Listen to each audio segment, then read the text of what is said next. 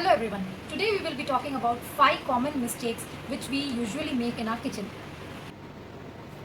First one is using non-stick cookwares. Non-stick cookwares बनते हैं Teflon coating से. Teflon पहले बनाया जाता था परफ्लूरो ऑक्टेनोइक एसिड से, जो कि बोला जाता है शॉर्ट फॉर्म में PFOA.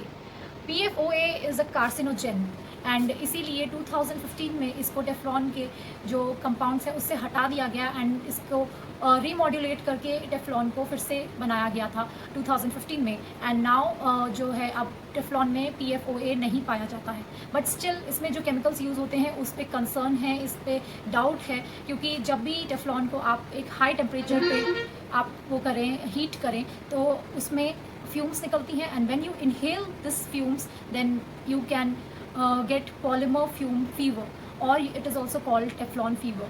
So it is very harmful, of course, it is still harmful, and if bits of Teflon coating can also go into your food when you are cooking in this non-stick cookware. So it is better to use healthy alternatives like iron cast cookwares or glass cookware, or might be you can go for ceramic cookware. So there are many options in the market, you can go for that.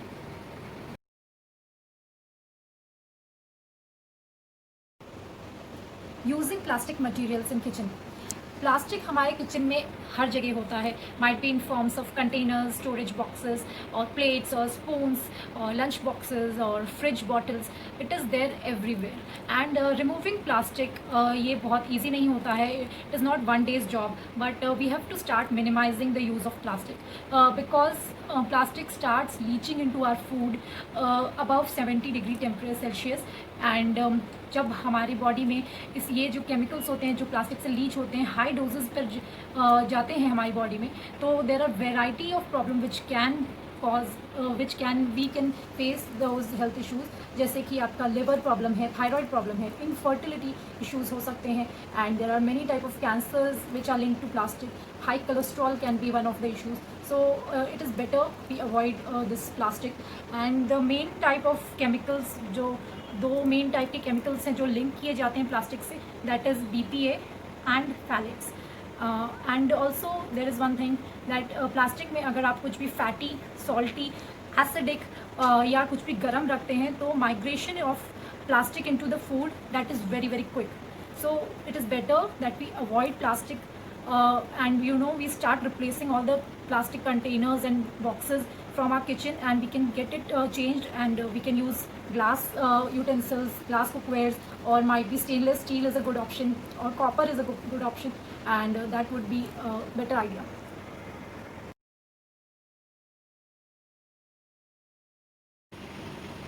Chopping vegetables and fruits in advance. Interiors of uncut produce are protected from oxygen and light, whereas when cut they are exposed to it, which leads to spoilage and attack from bacteria and germs. इसीलिए बोलते हैं कि आपको freshly cut करने चाहिए सारे vegetables and fruits. Texture and taste भी बदल जाता है इन चीज़ों का जब आप एडवांस में कट करके रखते हैं. बहुत सारे न्यूट्रिएंट्स भी लूज़ हो जाते हैं, specially vitamin C, because it is water soluble vitamin. And vitamin E and vitamin A are also lost to certain extent. Many antioxidants are lost because of cutting in advance.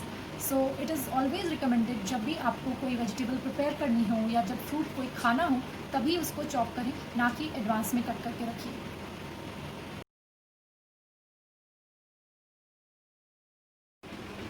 Overheating the oil. Oil को एक certain degree से ज़्यादा आप heat करते हैं जो कि उसका स्मोक पॉइंट कहलाता है, तब ऑयल बर्न होने लगता है एंड स्मोक करने लगता है.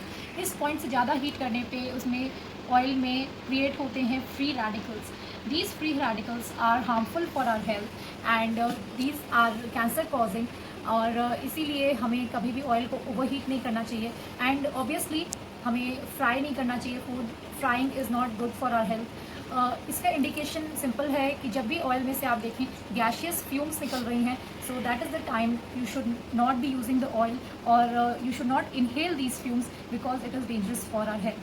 सो always keep this in mind कि आप ऑयल को एक पर्टिकुलर टेम्परेचर तक ही हीट करें और उसको ओवर हीट नहीं करना है और उसके स्मोकिंग पॉइंट से बियॉन्ड नहीं हीट करना है.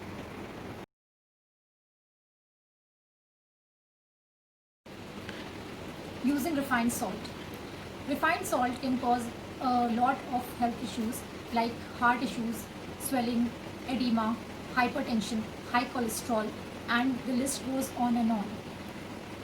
रिफाइंड सॉल्ट में काफ़ी सारे केमिकल्स यूज़ होते हैं like bleaching chemical, there is anti caking chemicals and whitening chemicals, and these all are very harmful for our health. ये और भी ज़्यादा खतरनाक हो जाता है जब हम इसे टेबल सॉल्ट के फॉर्म में यूज़ करते हैं, जैसे कि फ्रूट्स या सैलड्स में। इसीलिए हमें रिफाइंड सॉल्ट को रिप्लेस करना चाहिए, टेबल सॉल्ट हमें बिल्कुल यूज़ नहीं करना चाहिए। We can use healthy alternatives like rock salt और might be Himalayan pink salt. These are some simple and small changes which you all can make, and it will bring about a big impact on your health. So start early, do not delay. I will be soon sharing with you the next part of the series, which will contain more such small and easy steps. Thank you for watching. I hope you like this video, and I hope that these tips and tricks will make your life a little bit healthier and more happier. So do use these tips and tricks and let me know in the comment section what do you feel about it, and don't forget to like, share and subscribe.